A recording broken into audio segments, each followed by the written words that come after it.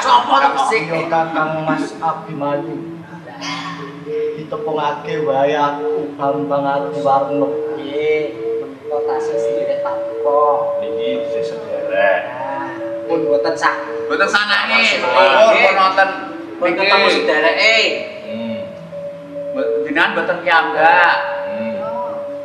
Kene paduka Kakang Mas Abimanyu kala wau. Tetawang tangis wonten menapa Kakang Mas? Oh, tinggalmu sapa sing ditelok ditinggal. Aku ditinggal kalih karo Prabowo lan Pak Buto. Niki wau ditinggal teng alas kalih Patih Prabowo lan Prabuto. Malah iki padha-padhane malah kok ngepasi. Ya ora apa-apa, Pak. Nek mriki mungkin dalane kudu ngono. Kudu ngono Sopo apa, nanggo karo kalon kadange toh malahan lho. Ngeten, Den. Den niku. Badhe ngawawu Sudarmo. Iya. Niki pun pas. Malah trep niki wonten Abimanyu digawa Bali. Nggih. Lah ngono. Nggih, terus. Nggih. Abimanyu. Kondur nggih. Yo. Pun. Den dipun. Nuwun inggih. Kakang Mas Abimanyu. Semonggo kula dherekaken. Wah, Den. Mari bareng-bareng mon. Jangan enggak. Nggih, jangan. Den.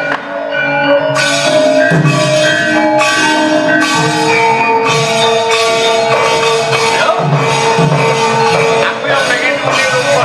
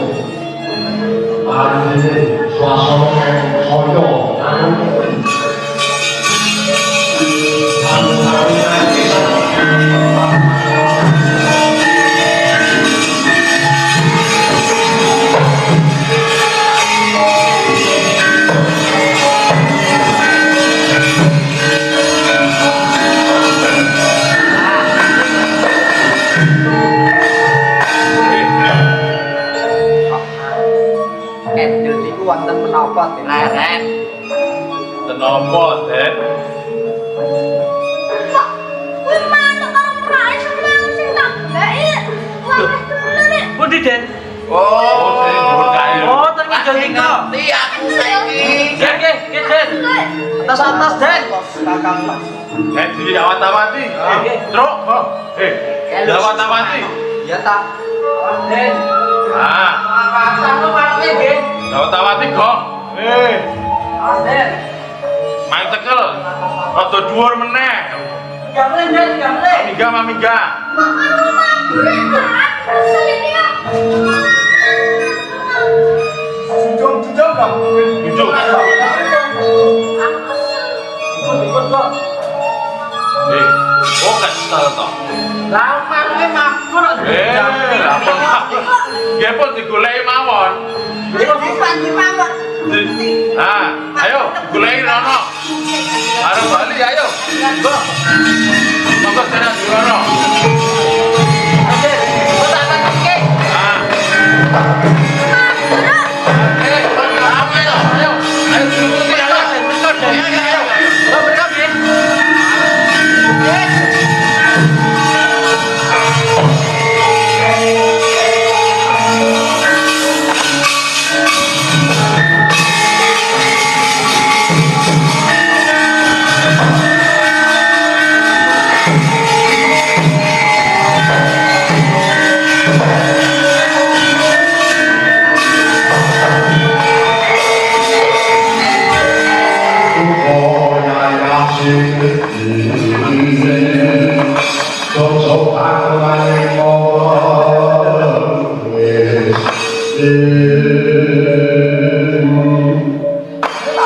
jagat yo Bathara. Kok jono manungsa kaya mangkono?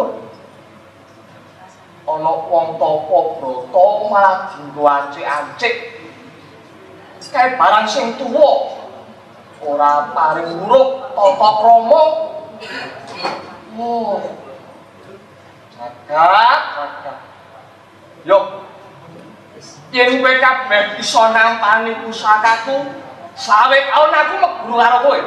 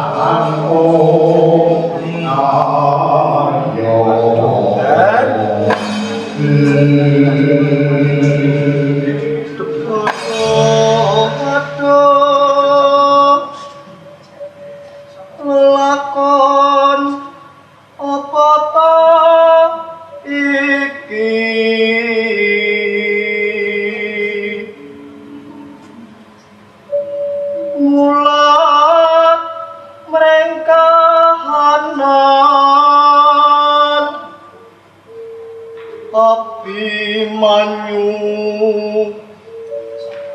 kata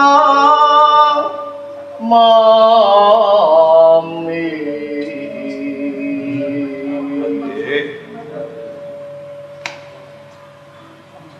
mugi paring pangaksama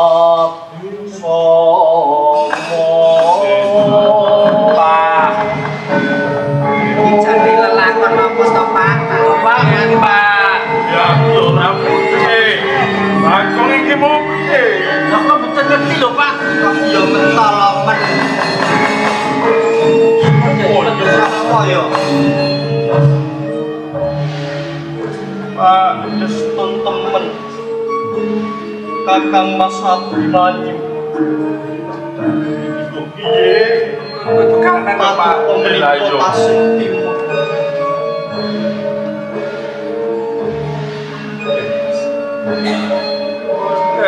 Iki pripun, Sek? Osman Nggih. pripun ana pawongan kang wis njalari bab perkara iki mula kang sapa kuwe aku bakal ngumati sapa kang wis percaya Kakang Mas Abimanyu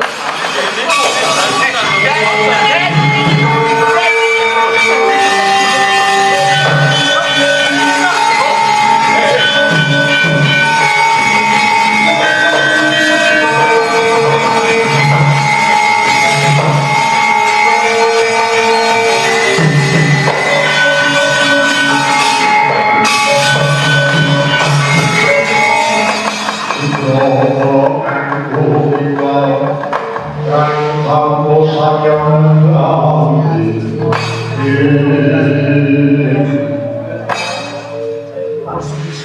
mestake. Kowe kang wis percaya kadangku. Kakang Mas Abdimanyu.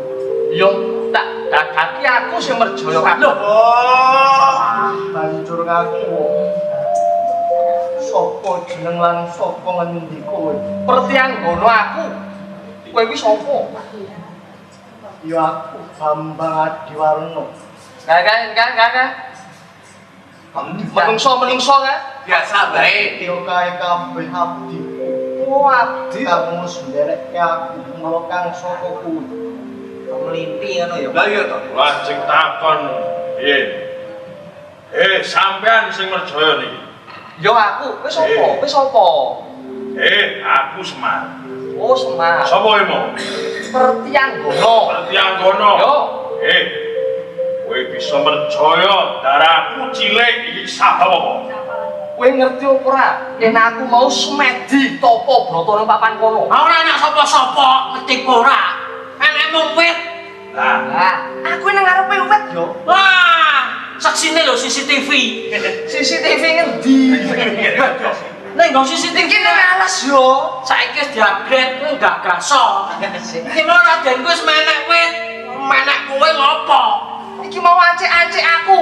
Wah, saksine aku lho, Jung. Sing krasa iki aku. Ngeyel.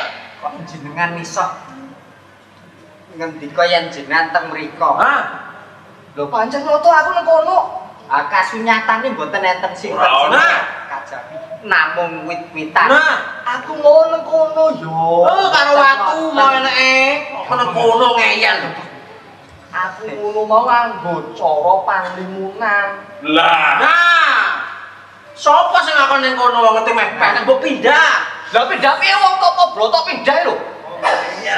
niku boten kleru. Ngeyel ning kleru. Rek. Aja nganti kalah, Kang. Ngeyel ning kleru. Lah. Jeneng Tapa Brata nganggo aji panglimunan. Klerune jenengan teng mriku. Kok iso kleru iki lho? Sapa sing ngerti nek jenengan teng mriku? Nah, Ya ngono iku sebenarnya nggo tata krama kula nuwun sik apa piye? wong ngalah sok kula numpun. Apa nek kula nuwun terus jenengan jawab monggo ngono. Nah, Garene topo. oh topo ning isor wit golek anyap. Idum. Aku sing bener. Aku ora luput. Lho. Piye? Iki cakune iya nih. Dan pun jantan dingin ya. Iki ketoke rumput. Iya. Bocah. Iki metak kampleng bocah e. Mboten sah. Ku mah mencelat pun. Mencelat golmu iki mencelat. Pani apa piye? Piye? Lah ayo Kang. Pemeane ngendi ya? Pun Dek. Bakune aku ora narimake. Banjur karepmu utang pati kudu disaur pati. Kowe ora ono aku. Kowe ora trimo. Ya pancen dasar kepone. Yen ora trimo ayo tanding ngono kridaku. Tos Den.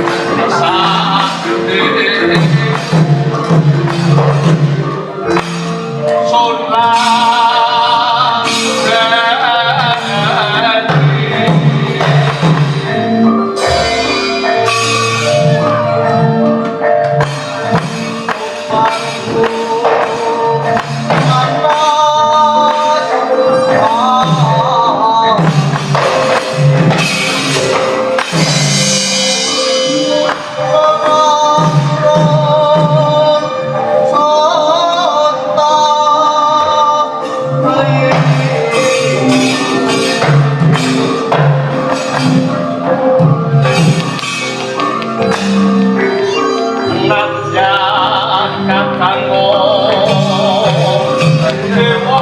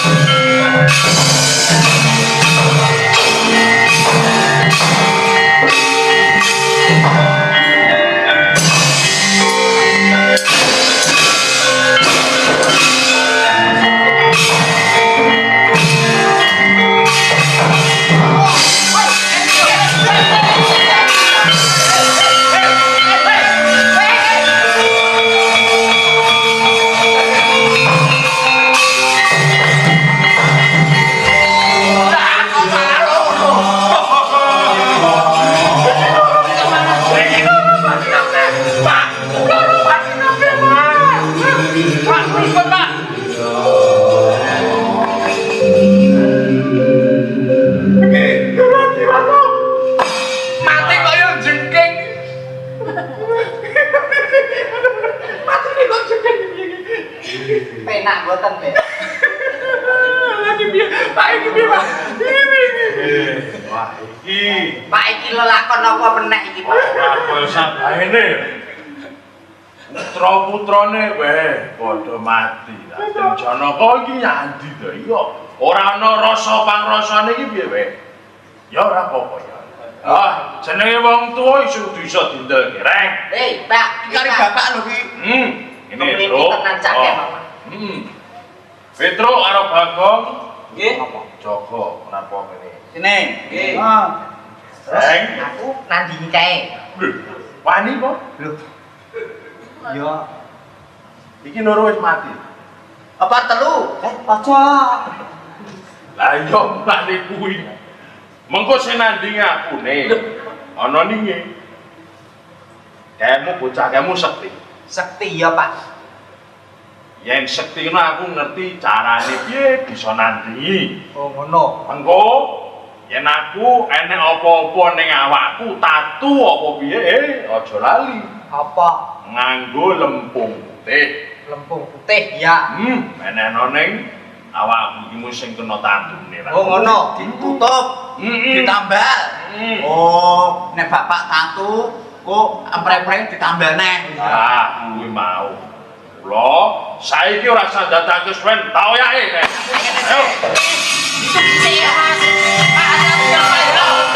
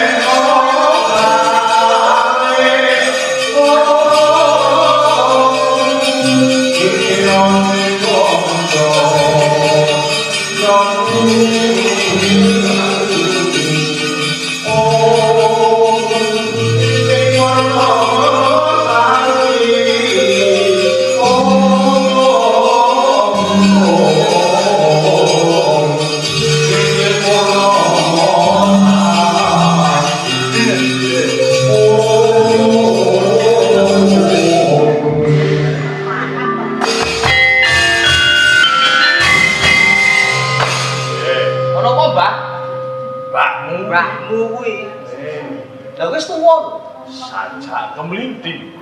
Wong lanang kok. Wis iso merjaya. Kuwi bendaraku loro-lorone sajak gemblelo. Kowe kira ana apa-apane? Lho ngono apa-apane iki? Ya, Aku iki merjaya bendaramu kabeh lho. Kae ora ana apa-apane. Iki sing ana apa-apane, kowe iso nandingi iki, tak sembah urip-uripan. Mbah tak kandhani, Mbah. Piye? Luwih sik kowe bali ngopi nang omah. Aku iso bali nek kudu nugal siramu. Wong tuwane yang temen. Apa kowe durung sunat kok sajake mati? Kok wis. Lah arep mbok sunati to piye, Pak? Ae kudu disunati sik. Wis. Sunat. Ora sah sumbang, ora sah kumanungkuh. Yen wis sunat kuwi tegese wis dewasa. Ora kaya ngono kuwi. Yen ngono kuwi kowe wis tumindak kang ngawuh hawa. Ngene wae, Mbak. Nggih. Kowe iso nampani pusakaku. Tak sembah. Lah apa diuncalke kok ditampani? Hah? Iki lho tak tunuk iki lho. Oh, Dituntuk pusaka. Mboten apa-apa. Ya. Ning yen nganti mlayu tak oyak sampean. oyakan. Pak hati-hati lho, Pak. Dodo. Oh iya.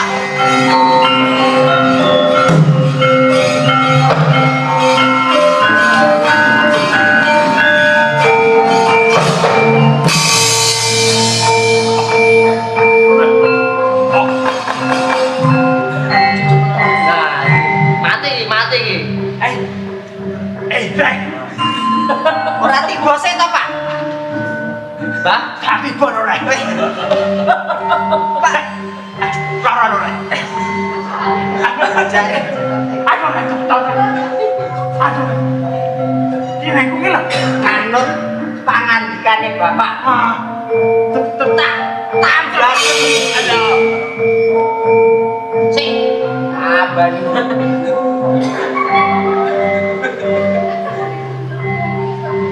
Kok mbok leket to?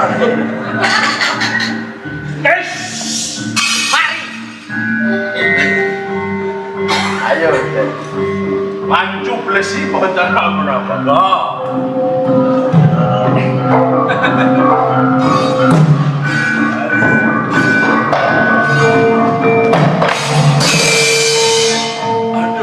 Endi, Pak? Aduh, kene. Aduh. Kene lho. Apa kene?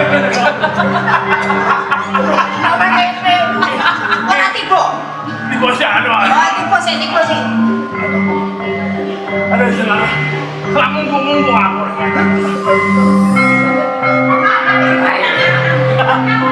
Isare lho. Sorry balik. Lah tiba lagi kono ya, Pak. Sing ketemu Ora apa-apa. Iki sing pungkasan ya, Mbah ya. Kepinya.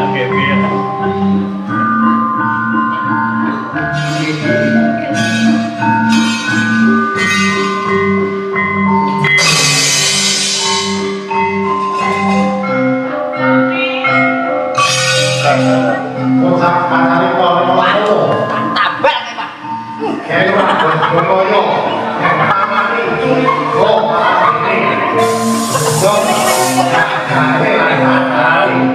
Ada lagi.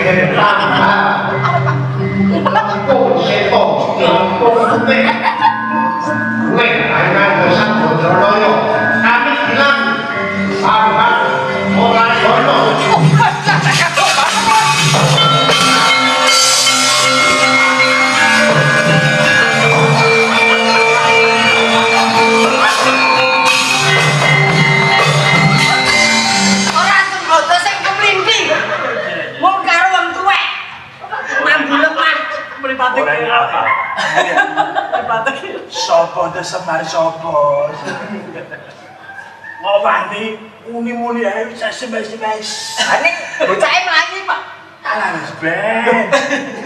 Lo ngerti sapa yang sembarang? Lah iya. Loro kene tambah kene. Lah iya. Kene tambah kene. Lah. Ora cocok blas. Dadine iki mesti disilat kene lho. Lah iya, bablas tekan buri iki lho, Pak. Buri. Balik. Oh, buri.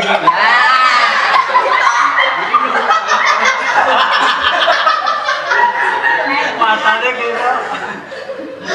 Reng, Iya, Pak. iki ngono jenenge ora tatu. Lho. Ning tutang.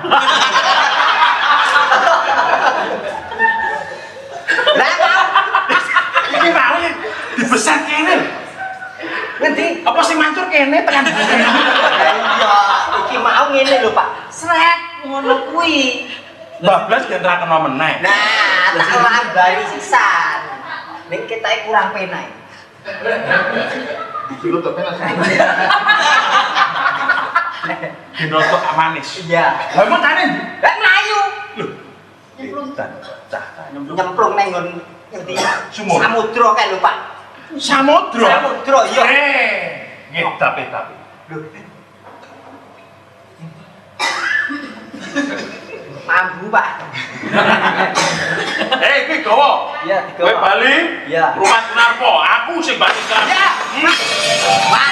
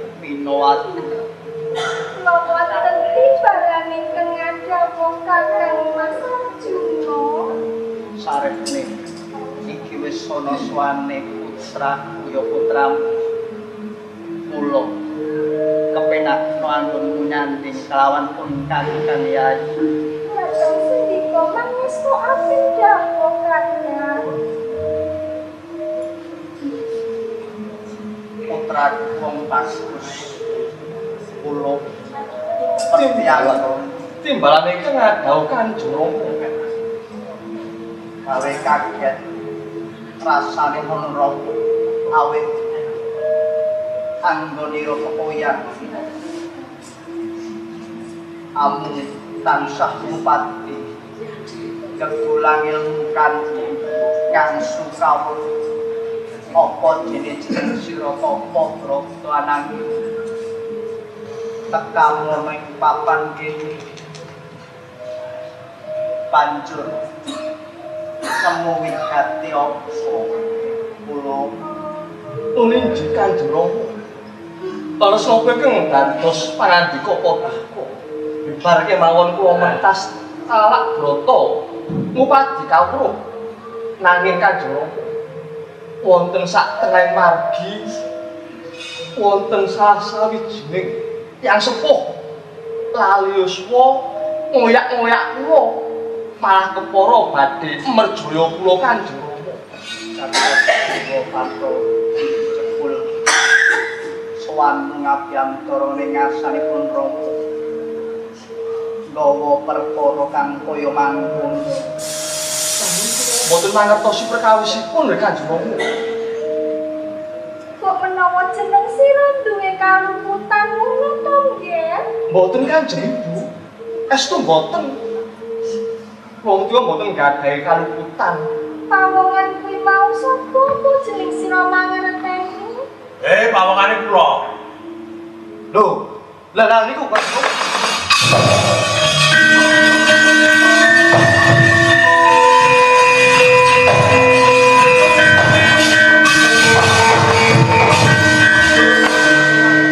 Nah niku. Ya sepuhe niku.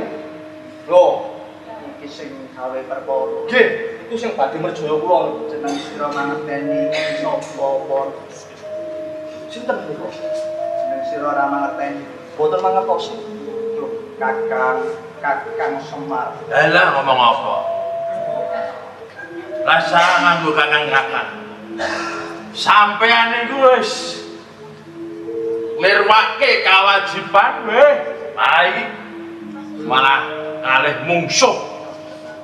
Sampeyan iki njaluk dibacok tenan. Lho, gitu. Kakang Semar kene yo duweni atur kang kaya mangkono Kakang. Ha iku bocah niku. Apa bocahe aku ora luput apa. Gawe tatu. Kita apa ngono. Iki wis ditambal.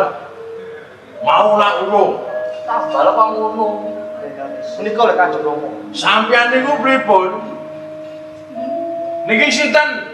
Kok iso sampeyan kok ning kono iki kok? Kawono Kakang Semar. Iki mono putraku. Awit saka ibune ya karo aku Minowati. Aku anake ngopo?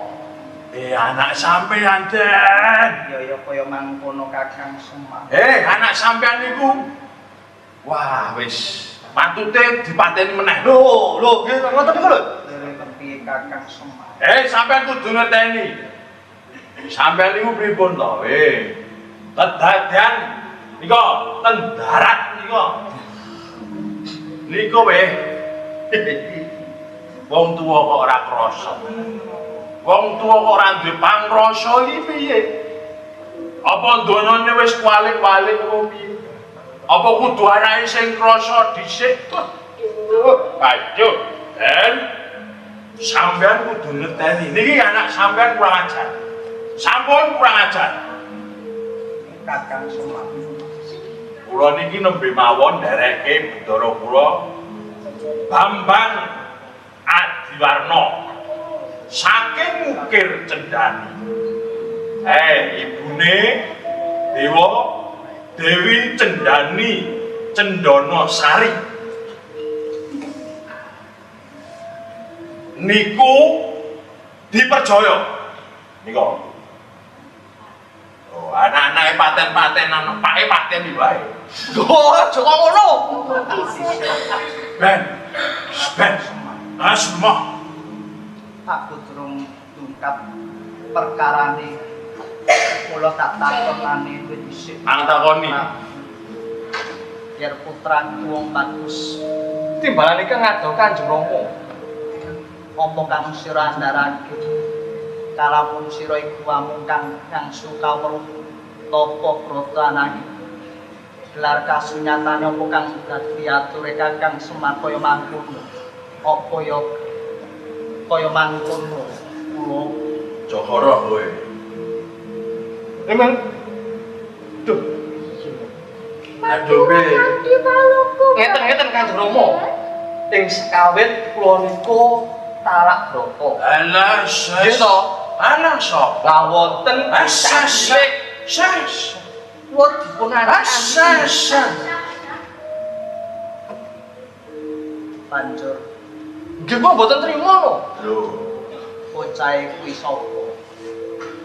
Wah mboten ngertos kok. Den. Nika talak brata nggih. Niku bener. Lho, nggih to. Ning ngangga di panglimunan lah sing weruh sinten? Lho kula nuwun lho piye ngono? Lho, assalamualaikum sing bener.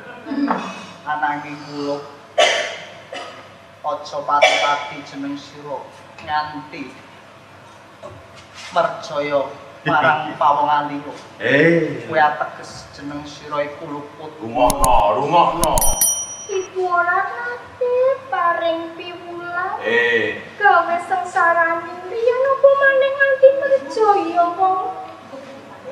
dan Janaka. Ora duweni luput lho nggih. Nah, Kakang sampeyan kudu mangerteni, boten mung Adiwarna sing dipateni.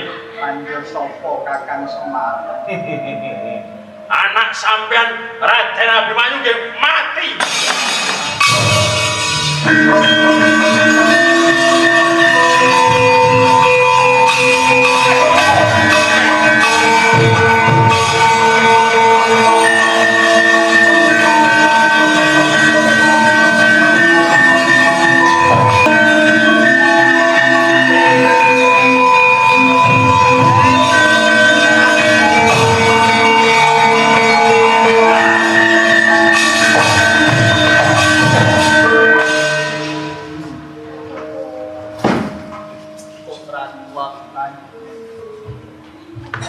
Tapi mayu bagus.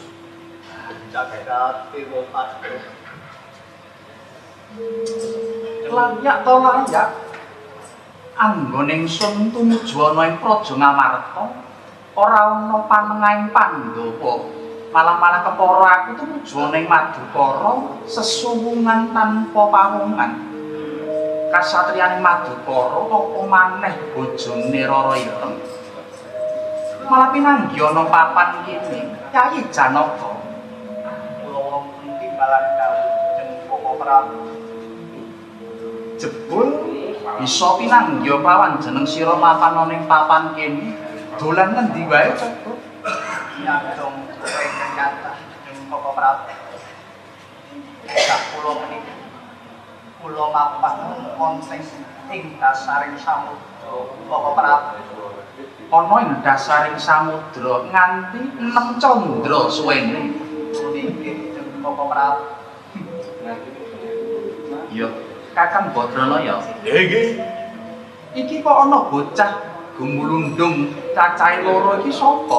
Salah. Tiga kula nggih ndung iki. Kowe ngapa kok melu gundung? Kesel. Kenapa? Niki sinuwun. Niki Raden Abimanyu. Niki Raden Bambang Adiwarna. Abimanyu kelawan Adiwarna. Nggih. Niku diperjaya niki wau. Kok bisa diperjaya? Lah ini mantakon niki. Janaka niku. Ya, dimen gamblang kabeh. Bocah sakarone pisan bakal gak walo yakin wis dingin. Nggih. Adiwarna Abimanyu samiyong ya.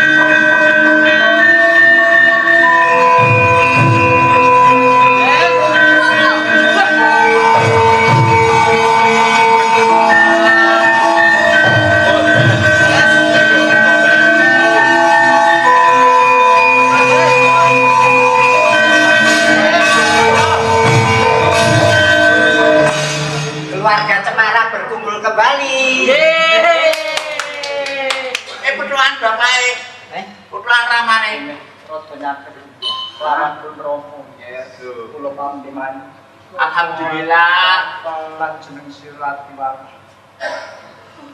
Iki mono ya putraku Kakang Suci. Nggih. Dene rada nyaket marang pun romo. Nuwun nggih Kanjeng Rama. Sing sampean golek niki rada ra cetha. Iso to, Pak? Kuwi ra Sing ra cetha ki asline bapak. kok iso. Lah wong lanang nyapa nganggo HP. Iki garenge mau Apa? tatu dan tutang. Lah kuwi gareng ngawur. Lah wong tatune we mlesat-mleset tok. Oh, Sing ku nempel ya ngetutke tatune to, Pak. Kakang Semar, nggih. iki mau lara-lare kepiye kok nganti jeneng sira kuwi tatu kabeh kaya mangkono? Tutang mboten tatu. Tutang. Tutang. Pak kok enek mbok anu kuwi Apa? pentile to, Reng. Apa enek? Lha ireng loro kuwi. Benik. Niki mau. Kedadiane nggih niki wau. Enten ingkang merjaya Raden Abimanyu dan Bambang Adiwarna niki wae. Sing merjaya sapa? Pandakon Janaka Linglung. Pak Janaka Linglung. Wis to Pak lek ngono suki wis to. Sabar Pak Sanes. Pak bocok piye? Panggone panjenengan ingsun bakal pitanyo kelawan Janaka mbok menawa ora bisa gamblang aku kan bakal pitanyo kelawan bocah bagus ana ing sak mburine kae Adiwarna. Nuwun kula wonten timbalan dawuh Jeneng sira kuwi putrane Pangeran Arjuna. nuwun inggih. Banjur jeneng sira bisa gumbalundung ana ing papan kene mau sapa sing kumawani merjaya jeneng sira. Sekawit kula nembe dherekaken Kakang Mas Abimanyu menika inggih Bupati Kanjeng Rama Janaka wonten salah satunggalipun satriya inggih jejulukipun Merti Anggana menika ingkang sampun merjaya kula kaliyan Kakang Mas Abimanyu. Kok bisa merjaya jeneng sira kuwi apa sira duweni kaluputan mlawan Merti Anggana? Inggih awit menika solah slaganipun Kakang Mas Abimanyu ingkang sampun umawani umalancang anggenipun Abimanyu menika tembe ngupati peksi jalaran menika Merti Anggana boten narimakaken. Liripun ngeten lho niki wau Raden Merti Anggana niku nembe talang nata. Nanging ngecakaken aji panglimunan teng ngadhape wit iki. Lah peksine niku teng dhuwur wit niku sak susuhe teng mriku Landara Abimanyu. Iku menek wit niku lah ancik-ancik mboten ngerti nek teng mriku wonten Merti Anggana. Lah Merti Anggana ngangge aji panglimunan mboten nrimakaken. Pun di ancik-ancik niki wau. niki wau Raden Abimanyu kula gendong kepanah ngoten lho. Kok kaya mangkono kuwi ndraning perkara. Nggih. Aku wis nyumurupi kepiye kajiwanan ana ing sak jabaning rangkat Kyai Janaka. Sawise jeneng sira wis pinanggya kelawan Abimanyu lan putramu ya Adiwarna. Jeneng sira kuwi wis mundhun duweni wong pakarti. Jeneng sira uga duweni kaluputan ora gedhe nanging amung cilik. Mula jeneng sira uga bisa ngudari reretu reruwet ana ing sak jabaning Madukara. Lan kawruhana Yayi Permaji. Wektu dina iki garwamu Sirara Ireng ora mapan ana ing Madukara ananging malah kepara ing muni anggone jeneng sira saksuwene mentar saka kasatriyan putramu si Abimanyu kaboyong dening Papa Prabu Baladewaya Palarama mapan ana ing Mandura. Ana ing papan kono Abimanyu namung tetangisan wae ngupati jeneng sira kelawan ibune. Banjur si Abimanyu kabokong dening Kakang Semar lan sak anak-anake ngupati jeneng sira. Lah, wektu dina iki malah garwamu si Sembadra ki ora ana ing Madukara malah kepara bakal didhawuhke kelawan Burisrawa.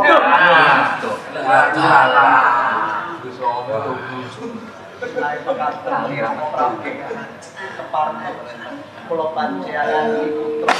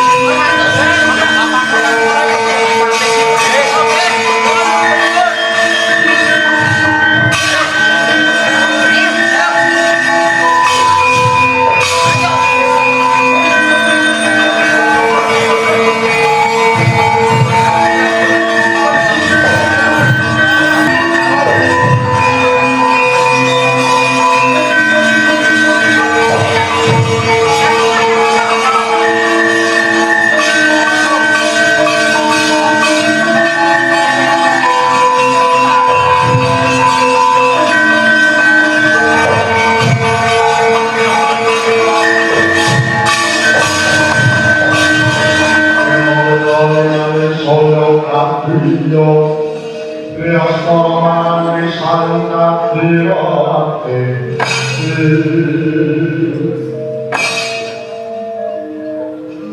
kula Inyo jeneng sira nganti mapan ana ing Madyapura kene kepiye lara-lara ibune kula Bapak niku saoncatmu saka kasatriyan Madukara Aku kapundhong ning Kakang Baladewana mantu banjur ana mantu aku dilamar kalawan Kakang Krisna saengga aku kapuyung Kakang Krisna wana ing Madyapura kene bapak niku Kadang ibune kula sing gedhe pangapura kalamu pun kakang wis gawe kalutang dilarake marang jeneng sira ibune kula malah apa pun kakang wis nganti putraku ya putramu ya iku Abimanyu lan sawijat dilaku ya putraku dene Abimanyu iki ana ibumu sempon ke putraku apa itu bagus tenan putra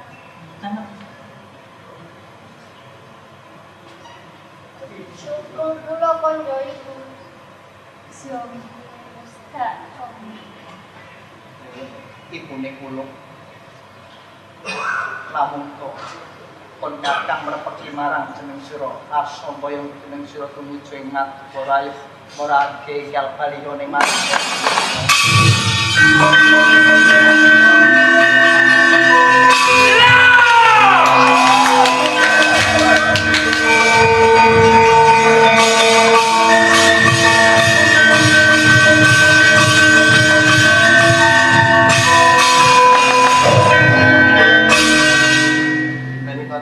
Iki Janaka mapan ning taman iki.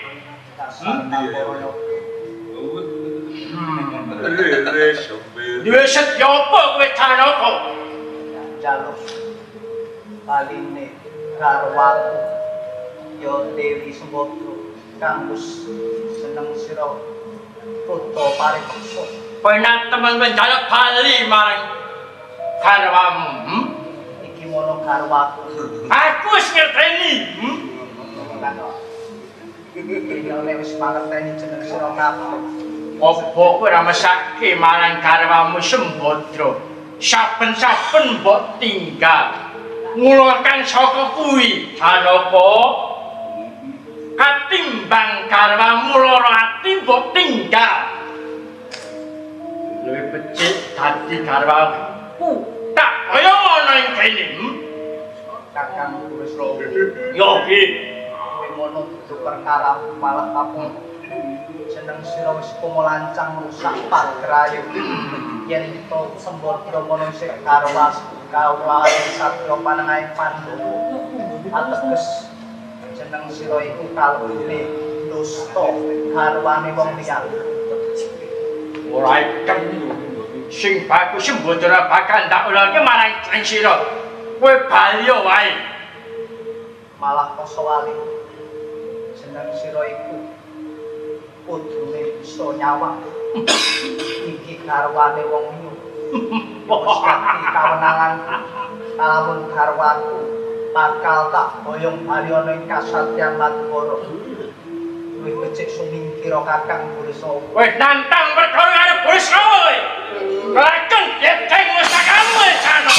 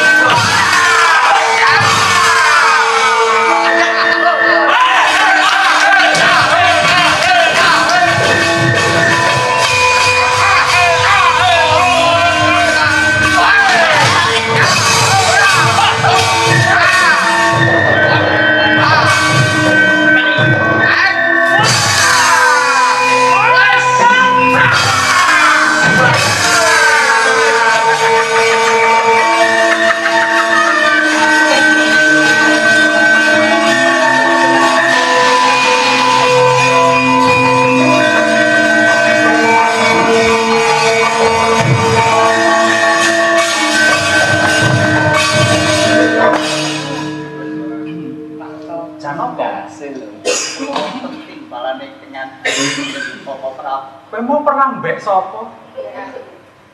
Kakang Burisrawa Ki mau Burisrawa to?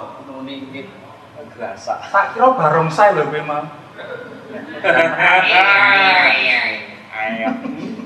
Lah kok tumburi kok segiyake kaya mangkono. Lah ya ora apa-apa.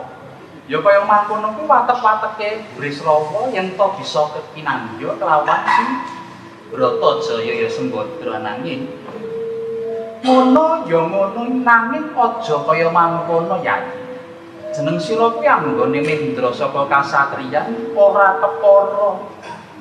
Sedhela ananging malah Nemcandra kuwi wis kapara suwe kanggone si Bratajaya mula. Jeneng sira kuwi pawongan ya kakang ki mangerteni yen to jeneng sira kuwi lananging jagat ananging uga kudu mangerteni pranataning atine wong wadon. Kuwi ngono kudu bisa jeneng sira cepet ana ing sak tudenge jeneng sira nenyem kamulyan ana ing Madyapada.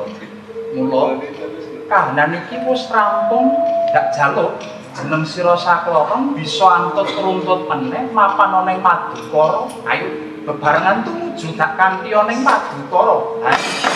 Ayo.